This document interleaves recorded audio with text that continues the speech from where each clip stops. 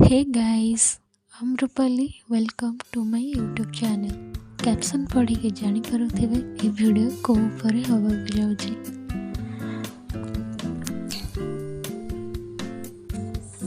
मु एठी हातरे किछि ऑयल नै कि ताको फिंगर टिप्स हेल्प रे भल भाबरे स्काल्प रे लगे दोची।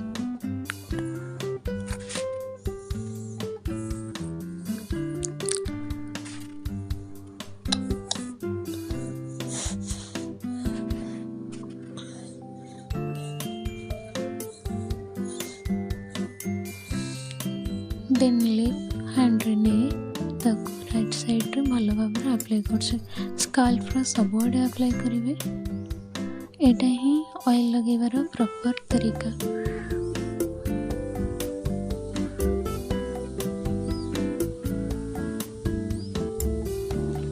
मुझे कोकोनट ऑयल यूज कर आपण जो ऑयल रे कंफर्टेबल आपण से ऑयल को यूज करंतु।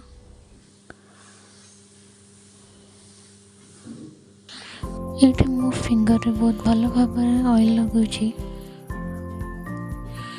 अंताको नहीं स्काल्प रे भल भाव मसाज करुची।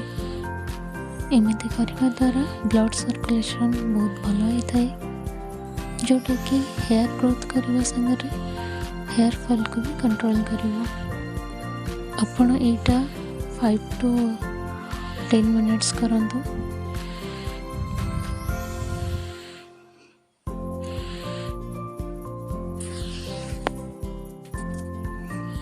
स्काल्प मसाज आपण डेली करंतु तापर आपण यार मैजिक देखिबे।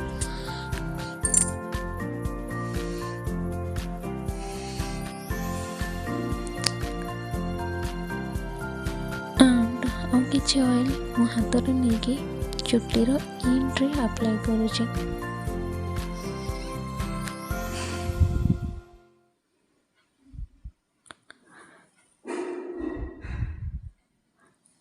हेयर ग्रोथ पाई पूरा चुट्टी रो ऑयल लगेबा किछि आवश्यक नहीं, केवल स्काल्प और चुट्टी रो एंड रे लगेले इनफ। एक्चुअली मो हस्बैंड को लॉन्ग हेयर बहुत पसंद।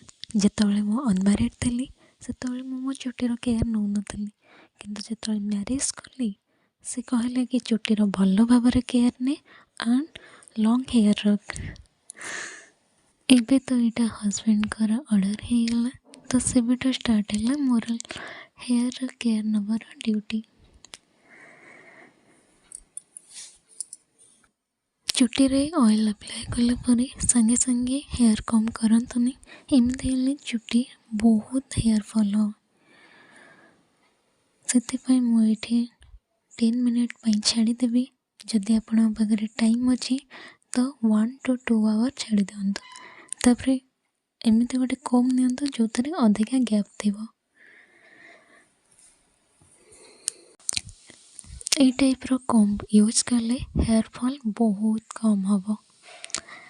देन जमीती मुझे आगुरी ही कही तल पटू ऊपर आड़ को धीरे धीरे कम करंतु। एमिति हेले भी हेयर फॉल बहुत कम हम। आई थिंक लॉन्ग हेयर जी झील मान पसंद नहीं ताठू बहुत अधिक पुओ मान पसंद। जमीती मोठू अधिका मो हस्बैंड को पसंद। Am I right?